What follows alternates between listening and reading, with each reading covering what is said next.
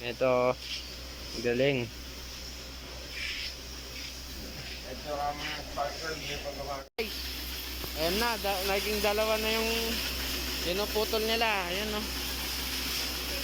Yun. Oh.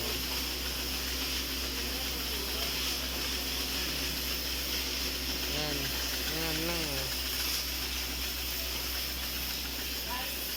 Mga guys, ito po yung nagtatrabaho sa gumagawa ng mga kulungan ng manok. Kaibon. Yan, sina sir. Galing no, puro masin. Oh, yan si sir. Sir, ano pong trabaho niyo dyan, sir? Anong ginagawa niyo? Para saan yan, sir? Oh, trainer. Ah, ayan, yung masin nila, oh. Saan ba kayo? Ano po yung lager na walang kita? Ha? Lager kung walang kita. Hindi, taga saan kayo? Ramar po, dyan ang masin.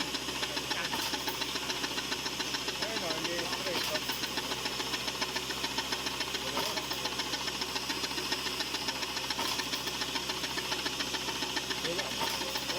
Ha? Saan yung pinuputol? Hindi, ano yan? Sukat yan. Anong gusto mo sukat? Automatic. Ito, ano ito? 49. Yun, 72. Nakasukat niyan no, sir? Oo, nakasukat na yan. Yan yung anong kulungan ng manok. Oh, yan ganyan oh. Ah. Ayan guys. UP yung wire. Pagdating dito, tuwid na. Ayan, inaano ni sir, tuwid na oh. Ayan, nakarolyo. Doon, nakarolyo doon. Yan, tapos papunta dito, pinuputol. Yan siya.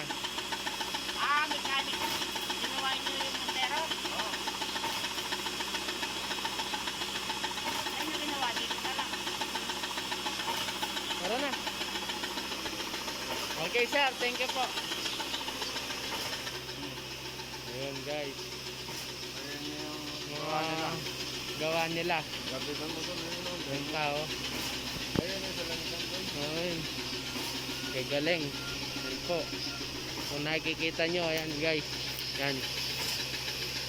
Yan o. Yan.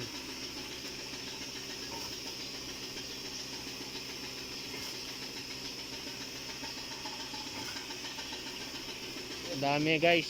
Ayan o. Hanggang dun. Kung gusto nyo umorder ng kulungan ng mga manok, lovebirds, dito lang, paggawa lang kayo.